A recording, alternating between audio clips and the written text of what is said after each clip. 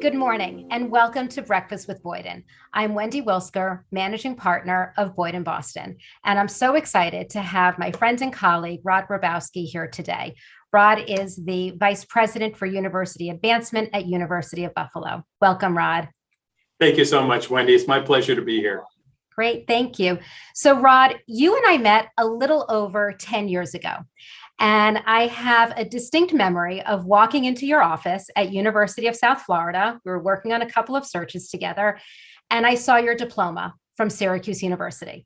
And that was just an instant bond, an instant connection that you and I shared as fellow Syracuse alum. But from there, Rod, we had the pleasure of working together again when you led the foundation at University of Cincinnati and worked with you to play some key leadership roles. And one of the things that I think about when I think about you is at your very core is the relationships that you build and that you work hard to maintain and sustain. Your personal relationships, your professional relationships. So many people have moved with you from one organization to another. You're a great mentor, you're a leader, you're a role model. You know, people just love working with you. So it was interesting to me when I started reading about the work that you were doing in your current role at University of Buffalo. You were one of the early pioneers adapting and adopting artificial intelligence. And so our topic today is that intersection of relationships and technology.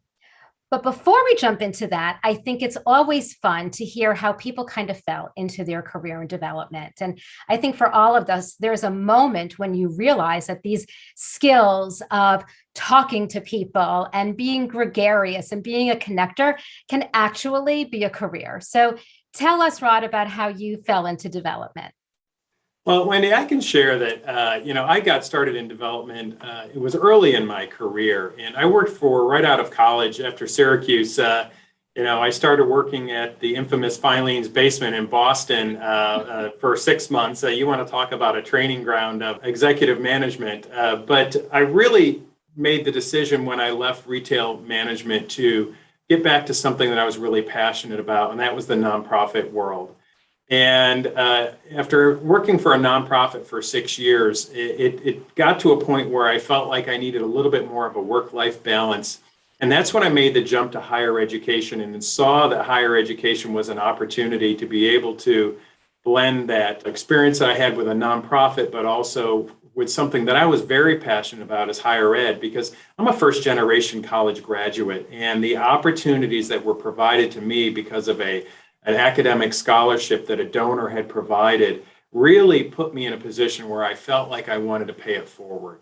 And that's been really my mantra for the past 30 years in development. So, and that's part of how I also feel like I take on my role as a vice president is it's important for me to nurture and to build the capacity of the people that I work with on my team, but also to make sure that they understand that this is at the very root of it, a relationship business, and that we can't be treating what we do as a transaction, that it has to be something that we're building lifelong bonds with. That's great. That's great.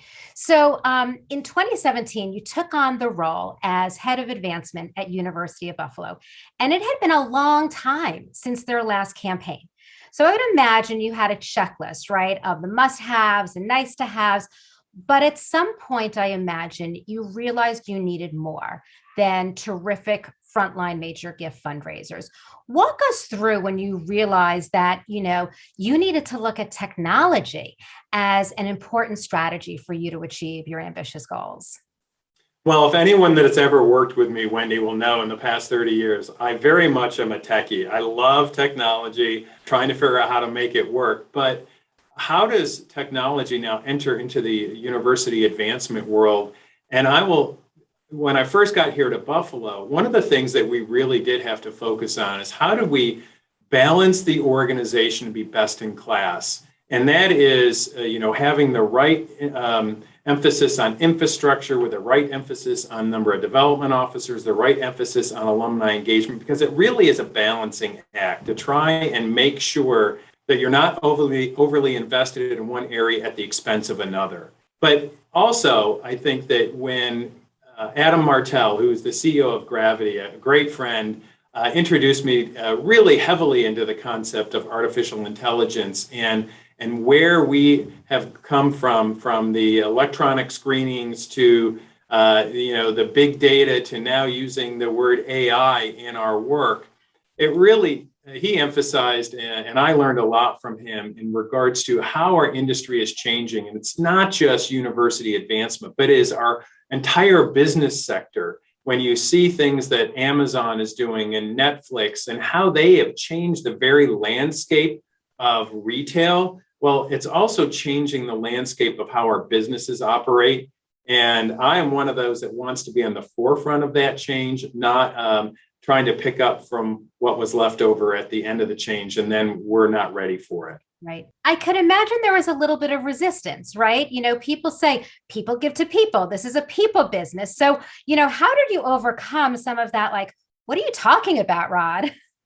I couldn't agree more. And the problem is, as an organization, we have about 280,000 active alumni here at the University of Buffalo. I can't possibly staff my organization in a way that would do the outreach to all those individuals in a meaningful way. So it didn't feel as nurturing and a relationship oriented.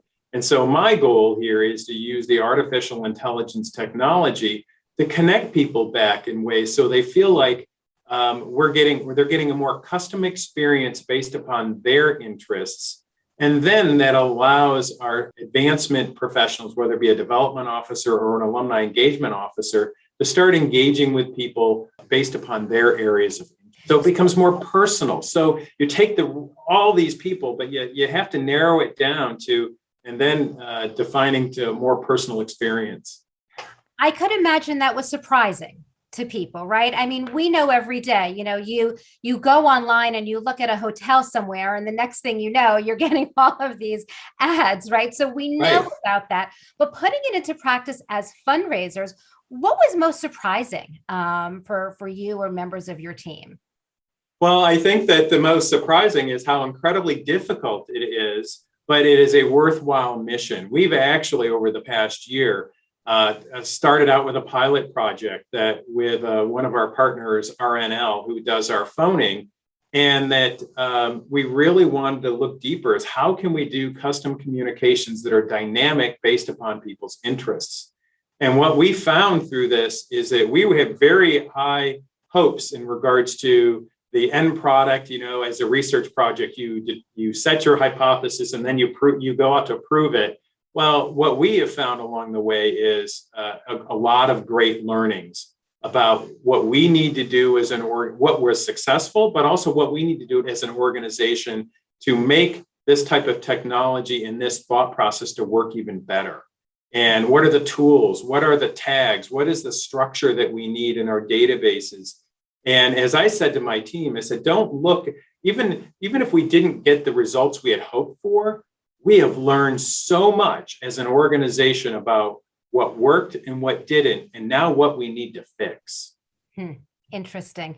Sometimes I wonder if our donors are clued in, right? If the donors feel something different, it should all be invisible to them, everything that goes on behind the curtain.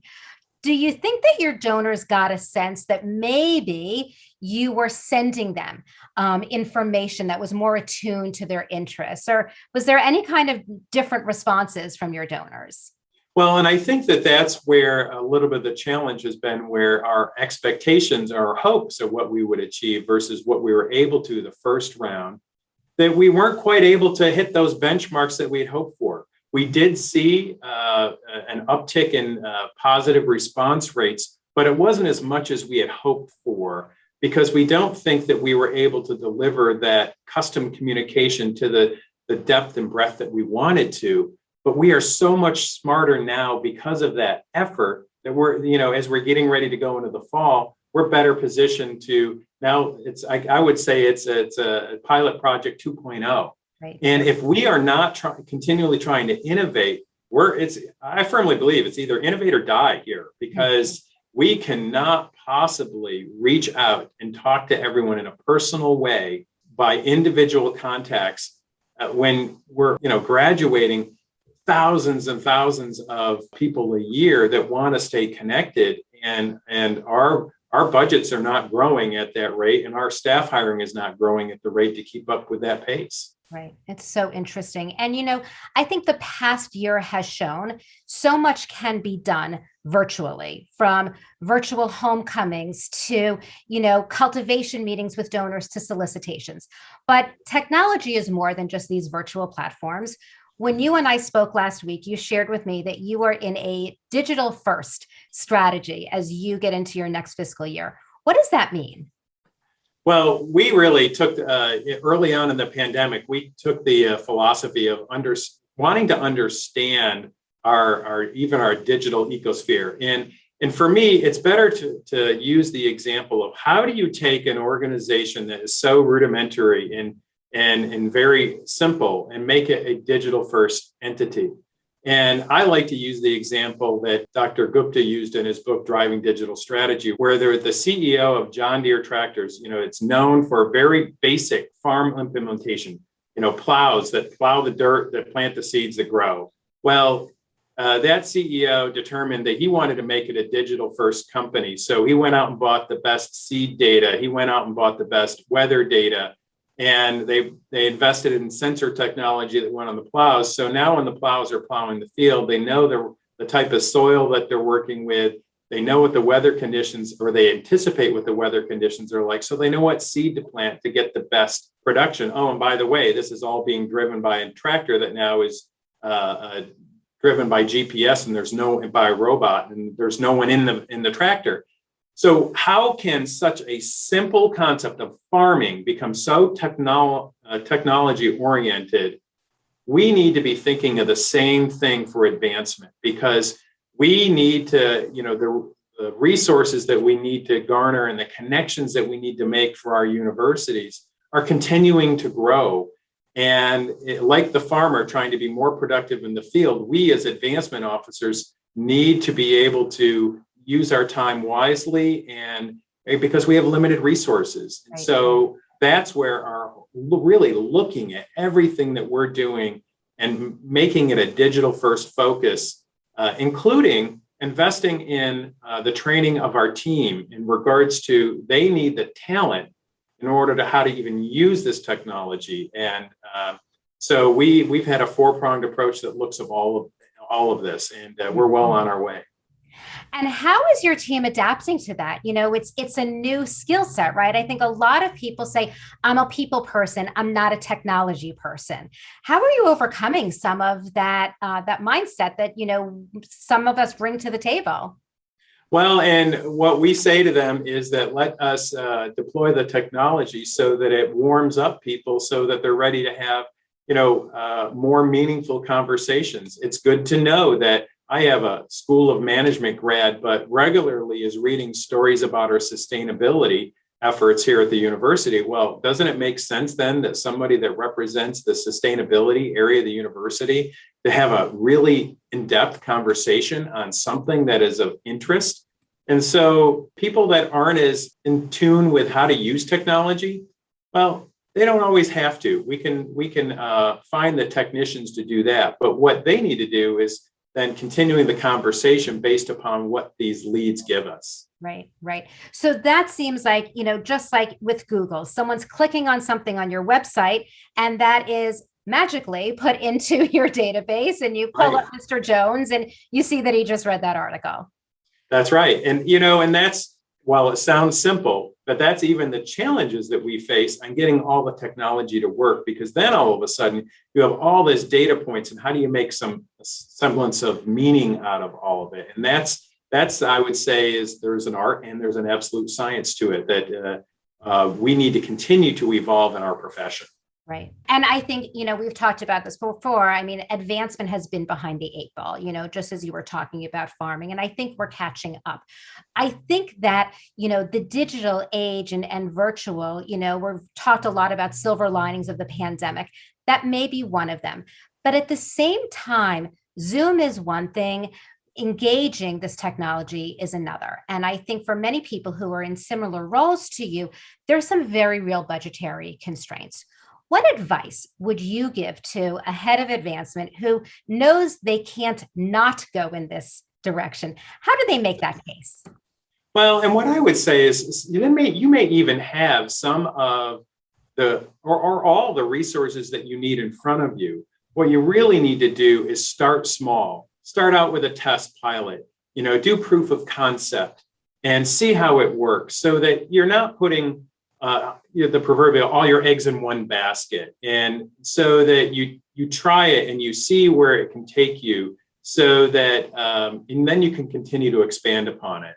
Mm-hmm. I wouldn't say to anyone, okay, do this, and in lieu of doing your direct mail or your phoning or even your major gift outreach calls, it really is trying to find that balance where maybe we're doing a little bit more of this and we do a little bit less of that. And over the course of time, one can replace the other and you find that right balance. Right. I read somewhere, Rod, that after your first year, you had a 70% increase in visits and about a 32% increase in giving. Is that typical or like, wow? Well, I think that it really happened from a combination of things. Those statistics are indeed correct, but it was not only deploying better technology, but it was also maintaining better focus on, the key steps to, how do you raise money for an institution? Well, the first step is you need to ask, and you need to visit, you need to ask, and then you need to receive a gift. And so you've got to start focusing on step one before you're worried about step three. Right. And it was some of those basic steps that we deployed that also really allowed that to happen. And I'm proud to say in the past 4 years, we have doubled our fundraising in the past 4 years. And even in the middle of the pandemic, we set 2 record years, and it with actually a smaller staff size.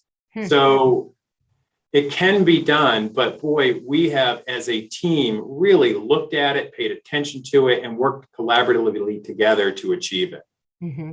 I think, Rod, you have definitely made the case when we talk about fundraising as art and science. I think that many of us have been leaning on the art side of it, and you really show where that layer of science and technology only maximizes, right, those important skills of connecting with people. So we have a tradition at Breakfast with Boyden of ending our conversations by asking our guests to share their most memorable cup of coffee that they have had with someone over their career. Wendy, that's a hard question to answer because you get to meet so many fascinating people. And that probably the more recent one that I have had that I thought was very memorable is that we have a council member, which is our board of trustees here at the university, a prominent attorney in town. And that cup of coffee was, he largely is an entrepreneur. So he's always looking for innovative ideas and really sitting down with him. And when I talked through kind of some of these concepts, he was the one that was encouraging me. You need to try these things. You need to give it a go because, if there's no risk, there's no reward. And, so he gave me the courage that I needed to be able to, hey, let's try this. Let's see where it goes. But we also want to make sure that we define a little bit of parameters around it. So we're not putting too many resources in it at the expense of something else that might lose out. So it was that spirit of entrepreneurship that he instilled in me that really inspired me to go to this next level. That's great. I think so often we think that our conversations with donors is, purely about the organization that we're supporting. But I found, and it seems like you have, that all too often we learn so much from our donors, right? So much. That enhances our skills. And I think, as you said, gives you the confidence to feel like I can take a risk. And those conversations are just so invaluable. So Rod, I appreciate your time with us this morning. I am so excited about the continued work and great success that you're having at Buffalo, and also just the great leadership that you have in this industry. I think we have to move forward without fear of technology and seeing the advantage that it brings to building relationships. So I am so grateful for your time today. Wendy, thank you so much. It's been my pleasure. Thank you.